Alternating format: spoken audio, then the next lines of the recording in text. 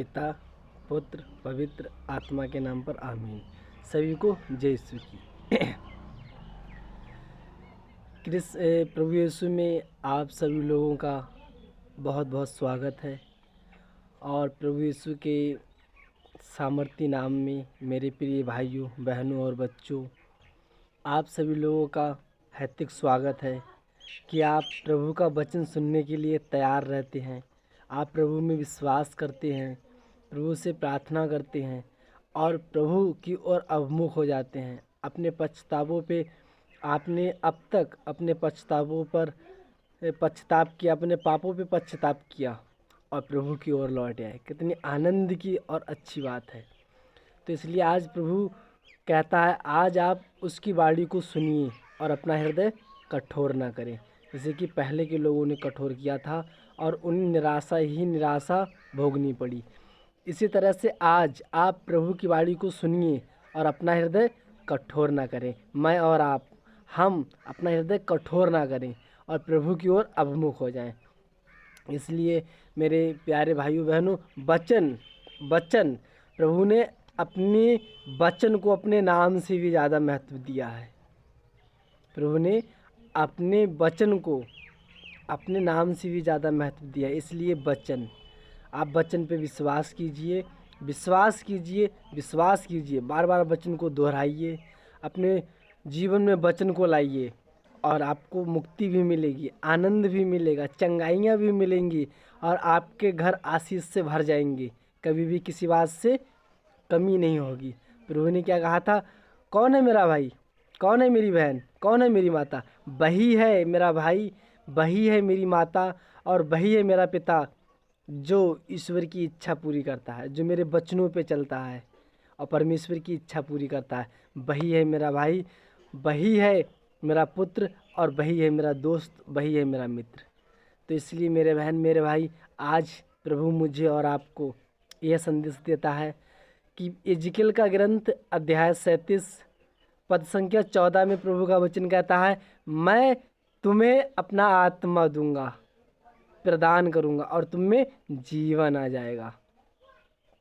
प्रभु ने कितनी अच्छी और सुंदर बात कही, कितना अच्छा वचन दिया मुझे और आपको। इस वचन में हमें विश्वास करना है। इस वचन जब तक मेरे और आपके जीवन में पूरा नहीं हो जाता, तब तक इस वचन को संभाल के रखना है। इस वचन को अपने हृदय में संजो के रखना है, संभाल के रखना है। कहीं शैतान इस वचन को चुरा ना ले जाए, शैतान इस वचन को भुला ना दे, शैतान इस वचन को हमारे जीवन से दूर ना कर दे, जिससे कि हमारे जीवन में पूरा ना हो पाए। प्रभु ने जो वचन कहा है उससे पूरा किया है।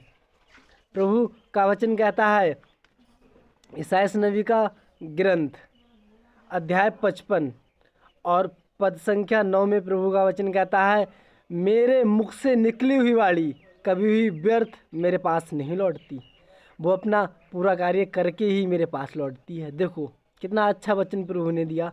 प्रभु का वचन कहता है, मेरे मुख से निकली हुई वाणी कभी व्यर्थ मेरे पास नहीं लौटती। जब वो अपना पूरा कार्य कर देती है तभी मेरे पास लौटती है। ये वचन उसके मुख से निकला है। एजिकल नबी ने पवित्र आत्मा से प्रेरित होके, आत्मा से भर के ये वचन बोला था कि मैं तुम्हें अपना आत्मा प्रदान करूंगा और तुम में जीवन आ जाएगा। आज कितने भाई बहन संसार में हम देखने को मिलते हैं, रो रो के जीवन जीते हैं। उनके जीवन में कोई आशीष ही नहीं है, नौकरी नहीं लग रही, जॉब नहीं लग रही है और बीमारियां छोड़ नहीं रही हैं और उदासी है, नाना प्रकार की टेंशन और चिंताएं हैं। अपने शरीर को लेकर चिंता, अपने घर को लेकर चिंता, खेती बाड़ी को लेकर चिंता, अपनी शादी की चिंता और तमाम तरह की चिंताओं से भरे हुए हैं। क्यों? क्योंकि उनमें जीवन अभी तक आया ही नहीं है। प्रभु ने क्या कहा था? मैं अपना आत्मा तुम्हें प्रदान करूँगा। प्रभु का आत्मा, पवित्र आत्मा जब मुझ में और आप में आ जाएगा तो जीवन आ जाएगा। वो जीवन जो प्रभु चाहता है, वो जीवन, पवित्र जीवन, बहुतायत का जीवन, पवित्र आत्मा का जीवन। प्रभु ने एजिकल नबी पर अपना आत्मा प्रकट किया था, वो नबी बन गया। प्रभु ने यिर्मयाह पे अपना आत्मा प्रकट किया था, यिर्मयाह नबी पे, वो भी नबी बन गए। और प्रभु ईसाइयाह नबी से कहते हैं, मैं किसको भेजूं, कौन बनेगा मेरा संदेश वाहक? ईसाइयाह नबी कहता है, प्रभु मुझे भेज, मैं तैयार हूँ। और प्रभु उसे दर्शन दे के अपनी आत्मा से भर देता है। मूसा को प्रभु ने दर्शन दिए और मूसा को प्रभु ने अपने सामर्थ्य से, अपनी आत्मिक शक्ति से भर दिया था। और देखो मूसा ने कितना बड़ा काम किया। प्रभु ने अपने चेलों को आत्मा से भर दिया और वो भिन्न भिन्न भाषाएं बोलने लगे। और चेलों ने जब प्रभु का प्रचार किया, संसार में भूचाल आ गया, भूकंप मच गया। देखो उसके आत्मा के आ जाने से मनुष्य का जीवन अपने आप बदलने लगता है। सब कुछ अपने आप नया नया सा लगने लगता है, सब कुछ एक सा हो जाता है। तो इसलिए मेरी बहन, मेरे भाई, ज़रूरत है आज उसकी आत्मा को बुलाने की, ज़रूरत है आज उसकी आत्मा की प्रार्थना करने की, आत्मिक प्रार्थना करने की। अब ज़रूरत है उसके आत्मा को निरंतर अपने साथ रखने की। पवित्र आत्मा तभी आपके जीवन में, मेरे जीवन में आएगा जब आप प्रभु की आज्ञाओं का पालन करेंगे, प्रभु के अनुसार जीवन जिएंगे और उसके नियमों पर चलेंगे। और प्रभु ने जो हमसे और आपसे कहा है वो हमें पूरा करना है। तभी उसका आत्मा मुझ में और आप में कार्य करेगा और हम अपने पापों को पश्चाताप करें और उन पापों को दोबारा, उन पापों की ओर न लौटें, पश्चाताप करें गहराई से और उसकी आत्मा को मांगें। आज ज़रूरत है आत्मा की मांगने की, आज बहुत ही ज़रूरत है उसकी आत्मा से भर जाने की। जब आत्मा से भर के जब आप कोई कार्य करोगे तो कार्य भी हो जाएगा। जब आप आत्मा से भर के बोलोगे तो लोग प्रसन्न होंगे, आनंद के साथ सुनेंगे। प्रभु आत्मा से भर के सुसमाचार सुनाता था। चेलों ने आत्मा से भर के प्रभु का कार्य किया था। पेत्रुस आत्मा से भर के और उठ खड़ा हुआ और पहले दिन जब उसने प्रभु का प्रचार किया, 3000 लोगों ने बपतिस्मा ले लिया। देखो एक ही बार में प्रभु का कार्य करने से पेत्रुस 3000 लोग, देखो 3000 लोग बपतिस्मा ले लेते हैं। आत्मा, ये देखो आत्मा, इसे कहते हैं आत्मा की शक्ति और आत्मिक शक्ति। जब तक आप प्रभु की आत्मिक शक्ति से नहीं भर जाते, ऊपर की शक्ति से संपन्न नहीं हो जाते, तब तक मेरी और आपकी यही दशा रहेगी। तो इसलिए ज़रूरत है उसकी आत्मा से भरने की। माता मरियम प्रभु की आत्मा से भर गई थी और कहा मैं तैयार हूँ प्रभु का कार्य करने के लिए, और वो ईश्वर की माता कहलाई। देखो कितनी अच्छी और बढ़िया बात है। पौलुस, संत पौलुस, जिसने पूरा नया विधान लिखा था, आधा मतलब 70% पौलुस ने नया विधान लिखा था। वो देखो कितना हत्यारा था, लोगों को सताता था, मसीह लोगों को मारता था, घसीटता था, बंदीगृह में ले जाता था।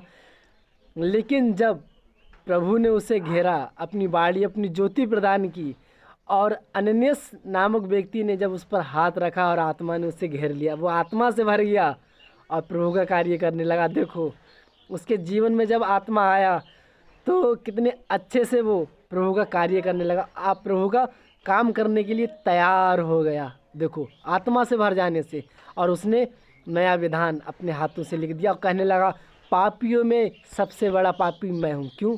क्योंकि वो आत्मा से भर के बोला।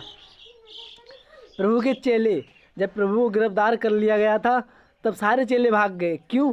क्योंकि वो संसारिक जीवन जी रहे थे, संसार का आत्मा उनमें था और वो डर गए थे, डर के मारे भाग गए थे। कोई भी प्रभु के साथ नहीं था।